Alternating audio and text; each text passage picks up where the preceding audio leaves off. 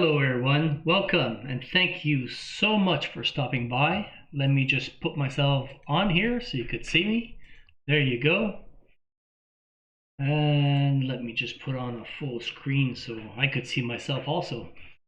So today we will cover part 1 of water out of probably 5 parts. Yeah, it's a long subject, there's a lot to talk about, and without any ado, let's get started. Again, below there will be links to studies, research. If sounds necessary, I'll put some there, music or anything else that I've used, and the link to my book. Again, if you find this video interesting, please share it. And on YouTube, just hit that subscribe button and hit that little bell so you'd be advised when every time I have a great idea and or post one of these videos. Okay, so looking at H2O, water. Some of the discussions we'll have, I'll cover only, if I have time, all the first 6 points: introduction, my career, because a lot of people have asked me that, where do you come from? How come you know so much about this type of subject? And, then we'll discuss about, obviously I had that discuss the group, because when I give the conferences, I discuss with, the group that's in front of me. Let's say, what did they think water is good for your body? And I think it's so interesting to put that, because there's so much to cover and so much that people know and don't know about, different little things of what water could do. Determine how much water everybody should drink. There's so much controversial in this that, like say, oh, you drink when you're thirsty. No, you should drink 1 millimeter per 1 ounce of food that you eat. No, you should drink this, you should drink that. You weigh this, you should drink this. I'll clear it all up for you, demystify all this and make it simple for you guys to understand. A quick calculation of, like, let's say, if you do listen to this video at the end of the night, you'd be able to at least get a general idea of how much water intake you had. The water needs for different people, we do have different needs depending on what type of activity we're in. If we're an athlete, we're just, general good health. And to finish it off, what happens if your body doesn't drink enough water or drinks too much? That wasn't put in, but I'll add that as I go along. Engineering background for the last 33 years and more, but I've been studying health the last 20 years. My reason why: my dad was sick at a very young age and had all kind of issues, and I go, is this the way of life that's going to happen to me towards my genetics? Am I going to be this sick and having issues? So moving forward, I studied everything I could on food, everything that was concerning towards health. And from that point on, I just created a book and went forward with it. Creating the book, like you see online, I have my own online personal health book, which you could see in the links below. Some of these chapters took me 400 to 500 hours just to gather all the information and put the proper information on this for every chapter. Not every chapter took 400 or 500, but some, took me a few hours because I knew it already. But, some of the research I had to do just to make sure that when I do, again, I'll repeat myself maybe, but I always like to make sure that you guys understand where I do grab the information. University studies. If one university studies publishes it, I stick to it, but I don't write it. I keep on waiting till there's at least 2 other university studies that have proven it, and World Health Organization approves it and they're okay with it. So a lot of backup on my studies, just to make sure that what I put online, it's confirmed. There you go. Yeah. Do I base myself on FDA or Santé Canada, like Health Canada in our country? Absolutely not. I don't really vouch too much for these guys. You know, even on labels, which I'll cover in another video, they allow a 20% variation on the labels. Could you imagine if you're diabetic?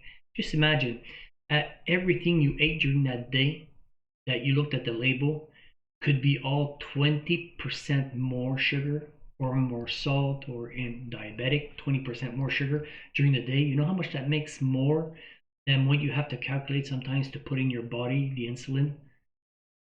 It's ridiculous. I heard that FDA sometimes is not any better. I'm still looking for my mouse. So yeah, our water in the body, we all have different percentage of water towards what our body and muscles need. You know, skin 75%. So yeah, important for to drinking water because it's one of our biggest organs.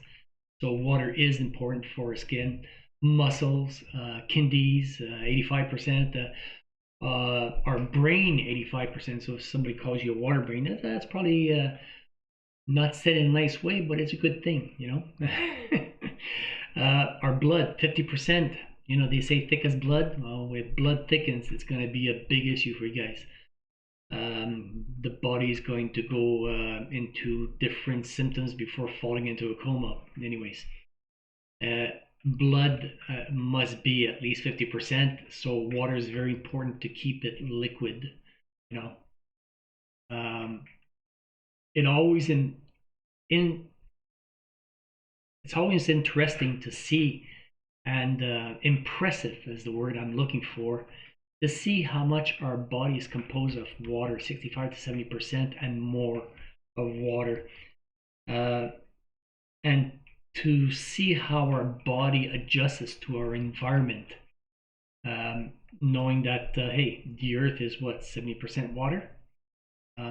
That's always impressed me, you know, how we adjust ourselves to our environment. Best example was like 70,000 years ago when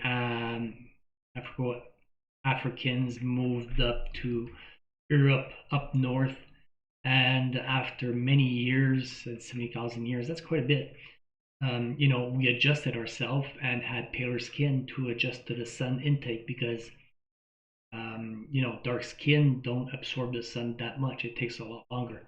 So especially that we don't have much of exposure towards the sun in the winter, well, we had to adjust ourselves.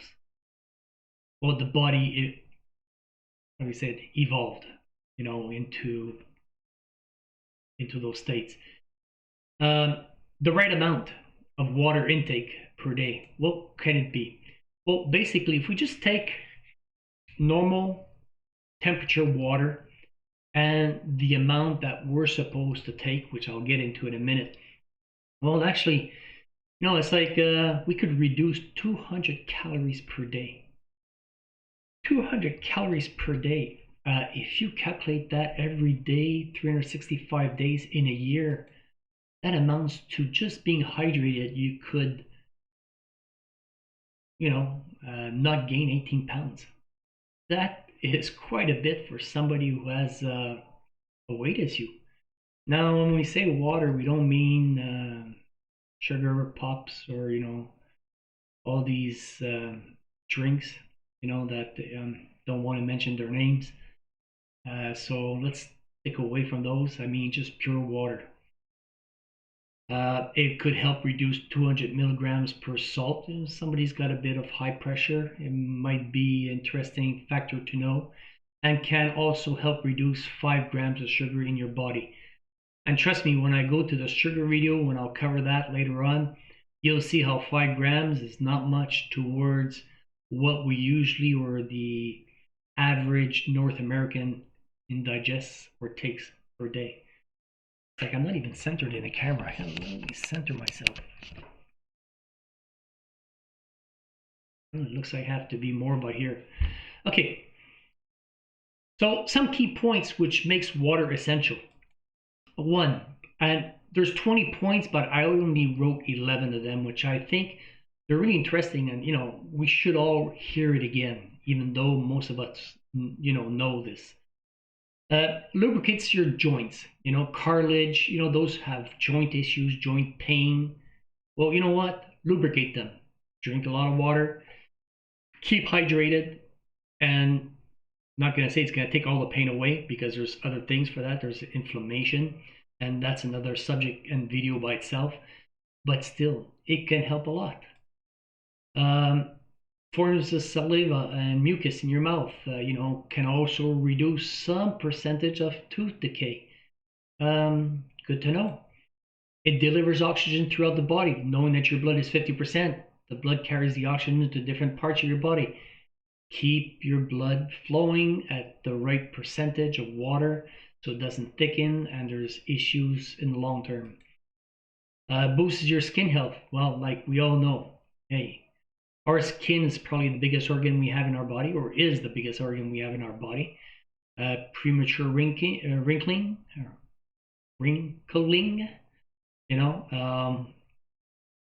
keep hydrated. You see those people who are take care, have no inflammation, have a good hydration. You see it on their skin. It shows. It regulates your body temperature. That is so important. Just 1 degree to a few degrees makes a whole difference. Just being hydrated, like I'm sure that we all had this when we were young. We ran around all day in the hot sun, and we were just like, it burns inside, and we're like really, really weak. That's usually what you call the heat stroke, so yeah, different levels, different dangers, but yeah, it does happen. Those who did bikes, long rides of bikes, trying to make for a cause or something like that. I remember a few of my Facebook friends had this issue also, which had a heat stroke doing it, and it's not a pleasant thing. Digestive systems depends on liquid. We all know that, or easy flowing. It flushes out the body waste. Detox is completely something different too. And yeah, it's another chapter in here, which I'll talk about. That's so much important that there's so much controversy on that too, but I'll explain that. It helps maintain blood pressure. A lack of water causes blood to thicken. Yeah, I thought we talked about that.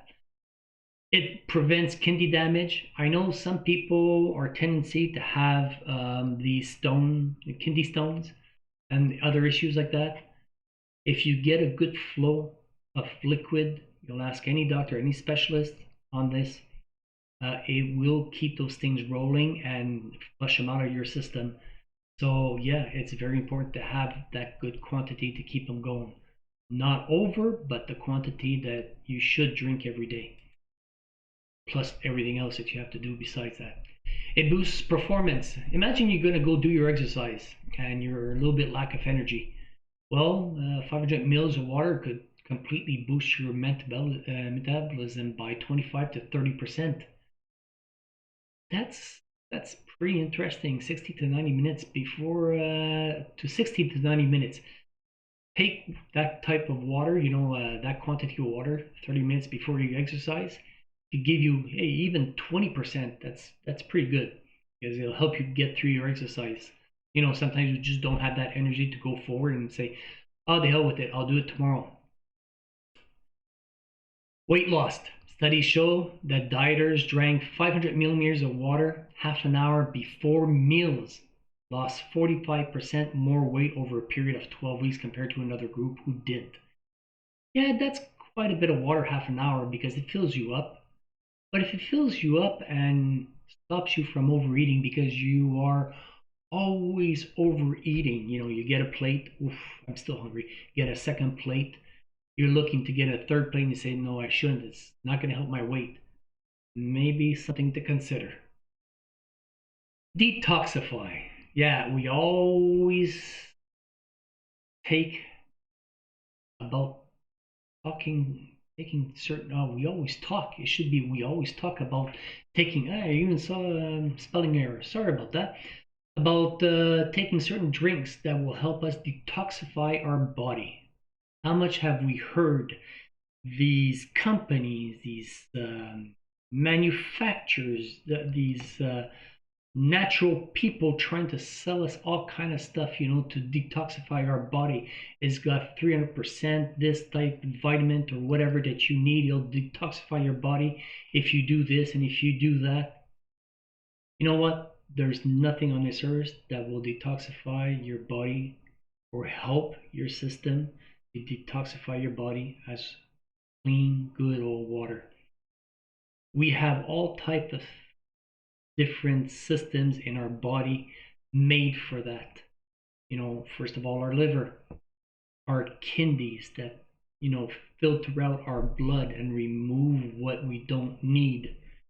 Our skin, our CO2, just breathing out, you know, the CO2 that we take takes out toxins. Forget what they tell you, what you do, and, you know, they eliminate this and they eliminate that by doing this. And no, water. Every study proves it, but, you know, even if they say 2 to 3%, if you take this, yeah, it will help better your kidneys, it'll help better your liver, and it may help to a percent or 2 or 3. But as soon as they say that, it's like all my videos I say, as soon as they say that, everybody jumps on the bandwagon. Did you know that cucumber will help your liver and you will help you detoxify? It's a new superfood. Superfood, that's another thing for marketing. There's no superfood on this earth. It's just great food, good food. Superfood is a marketing and advertising thing. So good old clear water, you could put what you want in the water for it to taste good. A little bit of lemon, yeah, it's going to help out for your kidneys a little bit, but the percentage is so low that it's not even worth mentioning as part of detoxify. It's part of helping your organs work better, for your organs to work and detoxify your body more, but it's not part of what we call detoxify. I always call it the wife, mother, grandmother effect. You'll laugh at me by saying that. It's like my wife was cutting off the roast beef by putting it in a pot before putting it in the oven. I said, "What do you do that?" "Well, my mother used to do it." "Okay, and why did your mother do it?" "I don't know, you have to ask her." One day came around, I saw the mother and the grandmother was there. So, hey, as the mother, I go, "Why did you cut the ends off the roast beef?" She looks at me and she goes, "You know what? I don't know." She turns around to her mother, my grandmother. Uh, she asks her, "Why did you cut off the side of the roast beef?" Which I did the same. "Oh dear, it's just because it didn't fit in the pan." So things like that just move on forward and forward and forward, and we kind of accept them. But, you know, you got it. You have the real story now. Determine how much water everyone ate, drank for breakfast. I still don't like the centering of the camera. Maybe it's too much. There you go. Okay, sorry about that. I'm getting to it. Sometimes I don't know why it moves, but anyways, it does. Determine how much water everyone ate or drank during breakfast and lunch. Yeah, well, if you haven't eaten or drank yet, well, that's kind of hard, but if you did, which one of these do you think is not considered as water? Give you a second, just review them. So basically, coffee, yeah, it is. Even a terry tree or, you know, a dehydrates, the amount of coffee in it doesn't dehydrate as much as the 85 to 90% of water you have in it. Tea, water, hot chocolate, same thing, milk, water and food, well, glass of water. Espresso is the only one because very concentrated. It's really seen as a dehydrating drink. Just thought I'd throw this up too. Now, this one's interesting. I saw this when I was taking some of my courses, and I was really surprised to see that even if you're a vegetarian or even a level above a vegan, okay, and you eat perfectly, cucumbers at 96% water, watermelon at 96%, blueberries 95%, and you eat everything that is perfect, okay, what you're supposed to eat, you still come out that an average is about 20% of water that you'll get from your food from the day for your daily requirements. Interesting to know, huh? So What does it come out to be again? You need water to fulfill the rest of your, or these drinks that we talked about. Doesn't mean you drink 10 coffees a day, because there's an amount of caffeine that you cannot over exceed. But it just comes to say that, yeah, you need those liquids in your body to hydrate yourself and get that right amount. Food just by itself cannot do it. How much did you have of water intake is needed for each one? Yeah, that's a good question. A lot of people ask me that. I try to simplify it. Listen, just look at this conversion. I'll explain it really quickly. And then I'll get into, I'll average it out for everybody to make it as simple as possible. 1 ounce of water per kilogram. So every kilogram we weigh, and for those in Canada, it's divided by, or 100 pounds divided by 2.2. Yeah, 2.2 to amount to kilograms of your weight, or just set your balance for kilograms and you'll know right away. It's much easier. So 1 liter of liquid is equal to 33 fluid ounces. We were talking about 1 ounce. Bear with me, it's going to get a lot simpler. How much is 1 cup? Sorry, still my French conversion. 1 cup is 250 millimeters, or 8 ounces. Remember 33 ounces? 66 is 2 liter, about. Well, how much is 250 mils, or 8 ounces? I like to take a water bottle. It's much simpler. These things are always 500 millimeters, and that's it. You don't have to look any further. Here are 3 different glasses. They say sometimes 8 tall glasses of water, 400 mils. A normal glass could vary from 200 to 300 millimeters, milliliters, not millimeters, milliliters of water. Which one are you supposed to take? Don't complicate your life. Just grab a bottle. 500 mils. Grab 2 bottles in one day. It's 1 liter. Grab 4. It's 2 liters. Simple as that. So I averaged it out. If you weigh 120 pounds divided by 2.2, give you in kilograms. It's 33.8, ounces, which is about 1.7 liters. Now, if you vary between 110 and 140 to make it even more simpler, just drink 1.5 liters per day. It's going to be fine.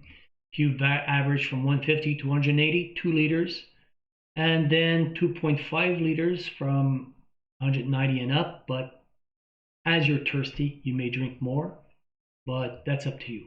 And again, that's all based on room temperature. 72 degrees, you're not exercising, everything's fine, you're doing your daily chores in your day, not going outside. I mean, daily inside chores at 72 degrees or 72 degrees outside, all depending. Yeah, I had to throw this in, the different colors of what we're supposed to urinate. And, if you're between like the 3 first one on top, that's just great. Don't worry if it comes out like 6 or 7. It already did for me. I was taking some B complex. It's just the B2 that if you have enough in your body, it just, flows out of your system. That's all. Urinate out.